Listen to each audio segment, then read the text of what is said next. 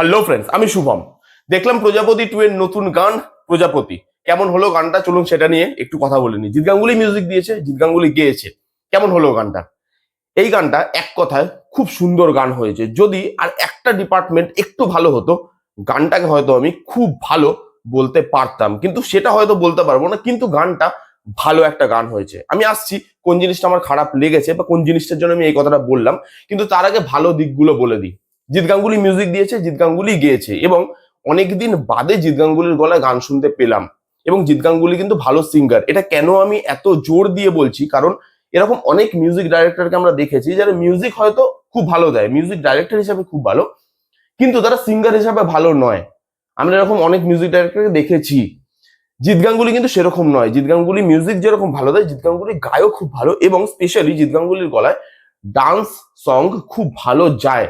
যতগুলো dance song তিনি গিয়েছেন সবকটা পপুলার, সবকটা হিট।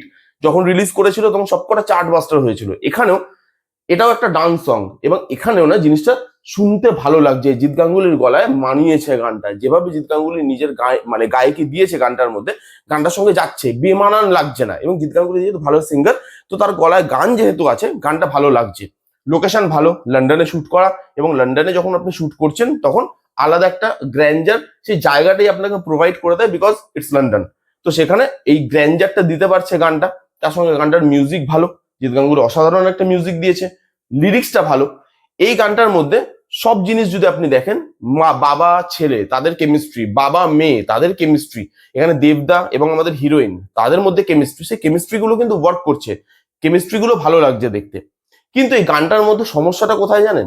এবার আমি এটা বললাম, যেটা আমার মনে হয়েছে সেটা আমি তো বলবো। আপনারা সবাই জানেন, যারা আমার ভিডিও দেখেন আপনারা জানেন যে আমি ওরকম ভাবে ফ্যান ক্যাটার করতে পারি না।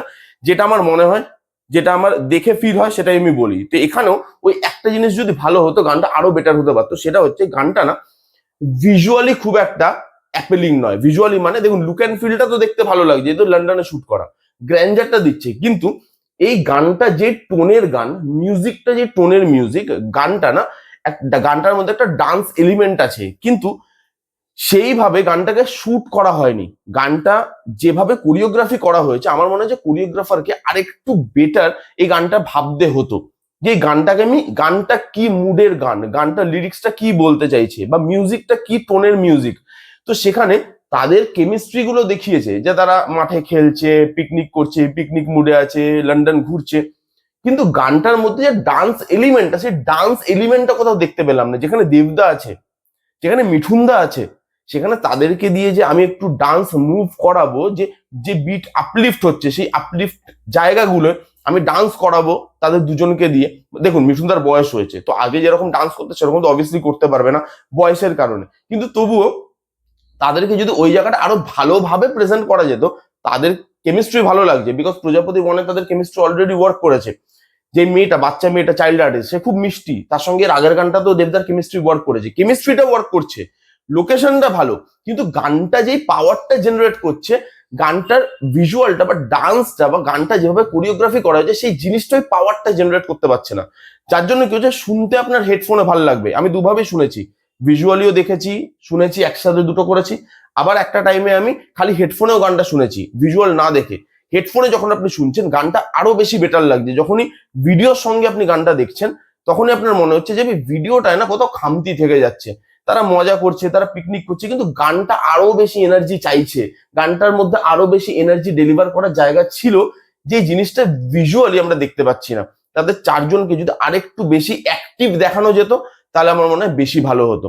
একটু কেমন যেন ভিজুয়াল, যখন আপনি সিনগুলোর সাথে দেখছেন, তখন যেন আপনার কোথাও মনে হচ্ছে যে কিছু একটা মিসিং, কিছু একটা মিসিং। বাদ বাকি মিউজিক ভালো, সিঙ্গিং ভালো, প্রত্যেকে দেখতে ভালো লেগেছে, কেমিস্ট্রি ওয়ার্ক করেছে, গানটা যে খানে শুট করা, সেই জায়গাটা একটা গ্র্যান্ডার দিয়ে দিচ্ছে। তো সবকিছু মিলিয়ে গানটা কিন্তু বেশ ভালো একটা গান। হ্যাঁ, আগের গানটা যদি আমাকে দুটো গানের মধ্যে কম্পেয়ার করতেই হয়, দেখুন দুটো গানের জনরা পুরো আলাদা, তো কম্পেয়ার করার জায়গা নেই। তবুও যদি গান হিসাবে কম্পেয়ার করতে বলেন, আগের গানটা লাভ ইউ পাপা, ওই গানটা আমার বেশি ভালো লেগেছে। এই গানটা একটু কম, কিন্তু এই গানটাও কিন্তু ভালো গান। এই গানটাকে এমন আমি বলতে পারবো না এই গানটা শোনা যাচ্ছে না, দেখা যাচ্ছে না, বিচ্ছিরি একটা গান হয়েছে, সেটা বললে কিন্তু ভুল হবে। গানটা ভালো গান, আপনারা চাইলে যান, গিয়ে শুনুন। কেমন লাগলো ভিডিওটা জানাতে ভুলবেন না। ভালো লাগলে please give a Thums up, like করবেন, কমেন্ট করবেন, শেয়ার করবেন, চ্যানেলটাকে মাস্ট সাবস্ক্রাইব করবেন। দেখা হচ্ছে নেক্সট কোনো ভিডিওতে, ততক্ষণ bye bye, take care and be safe.